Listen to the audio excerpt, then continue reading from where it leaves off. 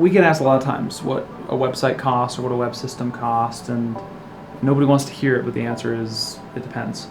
Generally speaking, to work with us, it's going to cost anywhere between $20,000 and $200,000. Probably the sweet spot for most of our clients is right around $30,000 to $60,000 when we're going with our Click Global model, which is where we incorporate overseas labor, and then it's probably in the range of 50 to maybe 120 when you're working with Click Focus typically.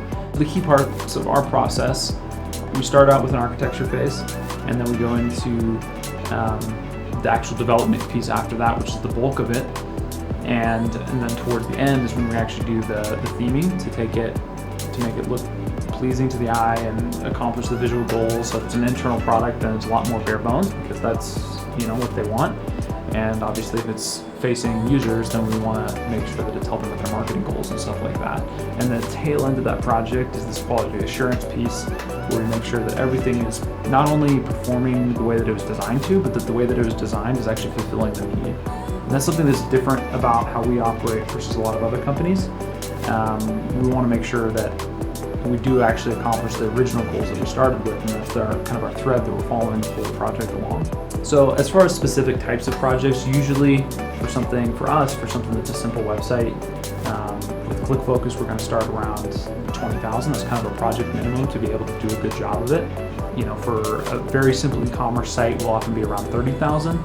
And it just depends on how much customization goes into that. For more operational software, it depends a lot on what the user interface looks like and how custom tailored they want. If they want mobile components, if they want multiple different people interacting with it in different ways, then we're essentially building several different front ends to the app depending on who's using it.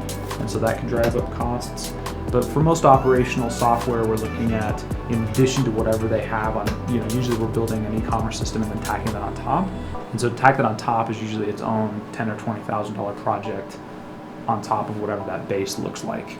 When we get into bigger sets of data, millions of pieces of content or data records, and we're doing search on them, or we're doing some sort of permission-based system, or we're worried about different groups being able to interact with each other, that's where we start getting up in that $100,000 plus range, just to do a good job and make sure that it's intuitive.